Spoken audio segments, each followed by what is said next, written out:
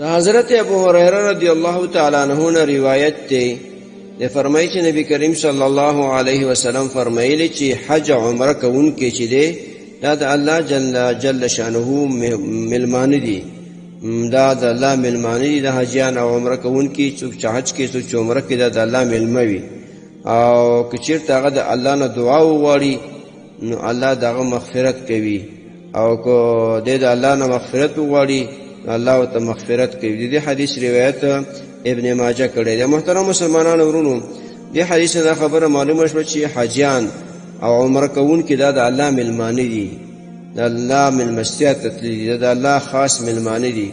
چې کله دوی دعا غواړي نو دعا الله جل شانه دوی دعا قبلوي. دوی کو د الله نه دا وغواړي چې الله زموږ مغفرت وکړي، الله مغفرت کوي.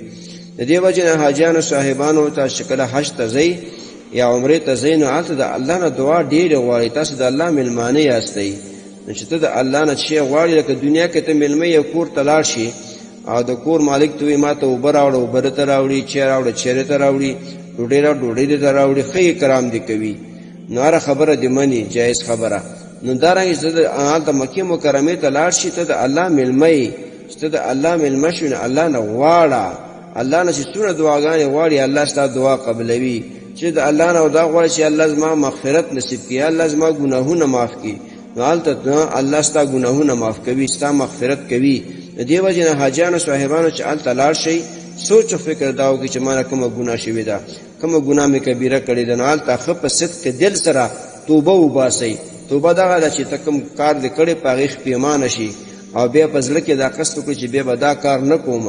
او دریم دا چې بیا الله ته رجوع وکړي، وژاړي، ژړا وکړي، حرام کړي چې الله ما معاف کا، زما مغفرت نصیب کا، نو الله تا معاف کوي. دې وجې نه حاجیانو تاسو ملمانه د الله ملمانه یاستئ، ضیوف الرحمن یاستئ، د الله ملمانو کې شامل ملمانه یاستئ. الله نه دعاګانې غواړئ، ځان ته هم دعاګانې غواړئ، ټول عالم اسلام ته دعاګانې غواړئ، خصوصا د فلسطین مسلمانانو ته دعاګانې غواړئ چې الله د ظلم دغه نه خلاص کړي. ستاسو دعاګانې الله تیزې قبلوي. محترمو مسلمانانو ورونو، تاسو ته چې کوم روزانه د حدیث د مفهوم راځي نو د مهربانۍ او د ثواب له مخې نور مسلمانانو ته لیږدوئ او شیر کوئ. والسلام. د دیوبندي مسلک حنفي کاروان سټوډیو لخوا وړاندې کیږي.